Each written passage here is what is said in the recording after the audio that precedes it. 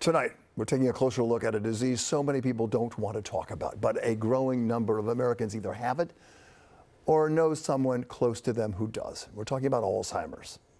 Nearly 7 million Americans over the age of 65 are now living with Alzheimer's. More than 70% of them are 75 years or older. But younger people are not immune to this, not by a long shot. There is no cure for Alzheimer's and other dementias, at least not yet. But we can get the topic out of the closet, because for some, that's where this remains.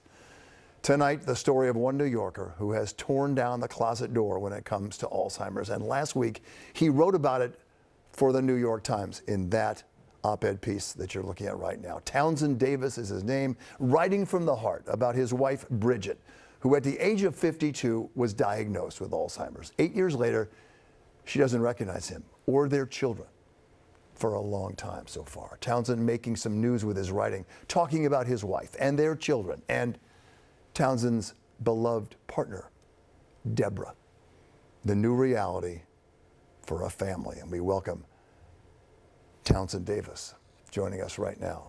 Townsend, are you there? There you are. Hi, Bill. Before we get into the weeds, I just want to say, full disclosure, I have known Townsend since he was an intern at the Los Angeles Times way back in the 1980s, and he is an attorney for us here at Eyewitness News. And I know your girlfriend, Deb, because I've known her for about 24 years, and she went to the same school, and her son, her son went to the same school as my son, and they were very good friends growing up. And so this is all one big family, and I thank you for doing this right away. Tell me what you wanted to do with this New York Times paper and editorial you wrote. Yes, thank you so much, Bill. And it's wonderful to see you again.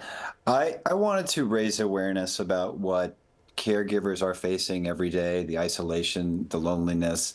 And I think it's so critical because, as you say, there are 7 million families that are together trying to grapple with this. And that number is only projected to rise in the next 25 years. As Generation X ages, it's expected to double. So, and I think this issue of whether it's ever appropriate to have another partner while your spouse is living was not something that I found many models for, and I had to sort of find my way with it, and was really lucky on several fronts. I'm lucky enough to have found an amazing partner, and I'm lucky to have the resources to have wonderful care for my wife, and many families. I'm in a lot of support groups and in the care community do not have the luxury of that kind of care, but I think it's important. So whatever I'm experiencing, they're experiencing even more intensely. So I just wanted to, as you say, get it out of the closet,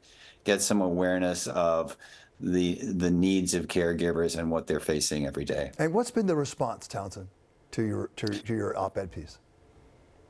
Well, I've gotten very positive responses from families, from people who are caring for someone with Alzheimer's, children of people with Alzheimer's, some of whom have seen their parents, find other partners. So it's been fascinating to see what part of the story people associate with. But and there have been some criticisms, as I expected there would be.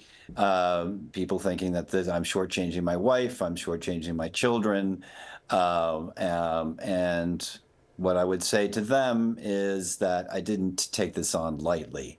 That I waited until I was very confident that my wife no longer knew me as her husband, and that I would not hurt her, and in fact am able to help her better now that I have a loving partner in Deb. And so, but it was uncharted territory for me. I didn't see a lot of examples of it, although I now have heard from several people that are facing something similar. And so I think it's going to be something that's going to come up more and more.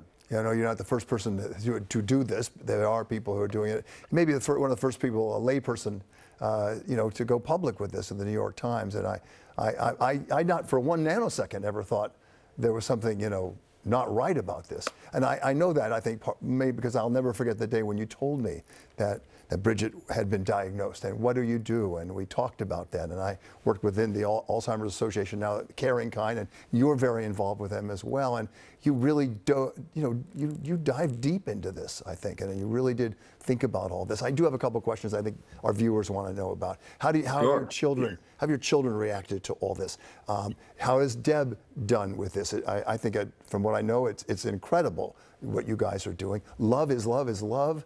What would your wife say if she could come back for 1 second, remember who you are, and say what she feels about this? I think she would say, I'm so happy with how the children are doing. They're both in college now. And it was an adjustment for both my children and Deb's children. She has 3 of her own, one of whom is 17. So they wanted to make sure that this was serious before they committed to me, and my children are the same. And of course, they still remember what their mother was like, and when they come home, they do see her. She lives in our home, and so. That's, by the way, Deb. The picture we're saying right there is Deb, and she's a very strong person, very talented, a great photographer, a great mom, and I didn't know you guys were together. I found out in a kind of surprising way, and I thought, oh my God, well, that makes sense, and I was so happy for you. I was so happy for you, and everyone else I know that knows you guys is happy for you as well. Right, and we're joking about it because I described her in the article as emotionally intrepid, and so that's now, he has like an EI, T-shirt we're going to make for her. But at any rate, yes, I think the children will constantly be grappling with this. Over time, I think it's made them strong in a way, and I'm, doing everything I can to help them through it. They're going through it in their own way, but I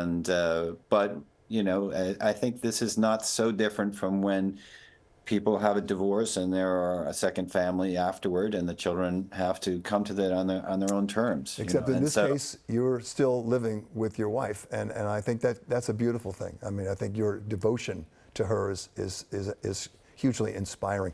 We have about 30 seconds left. I just want to offer this. On average, people with Alzheimer's live between 3 and 11 years after diagnosis, but some live 20 years or more. Do you have any idea about the status of Bridget? No, I mean, we're hoping for the 20. It's been 8, and she had symptoms long before that. But I just would say, please reach out to a caregiver. You all must know someone in this position, as you said, and I think every caregiver appreciates a helping hand or a kind word. And I would just ask that be something that people keep in mind, and be open to different arrangements. This is not by any means a prescription, but the love I've found with Deb has been life-giving and enabling me to be a better caregiver for my wife. So just I would encourage people to be open to those sorts of things. I think you've just done that, Townsend. It's beautiful, and if people need help, Caring Kind really does work, and it helps support people like yourself who need help. Thank you, my brother, for doing this. I've known you a long time. I have the utmost respect for you anyway, and now it's even grown. Thank you, Townsend, for sharing all this. It's been my pleasure. All right. Thanks. Take care.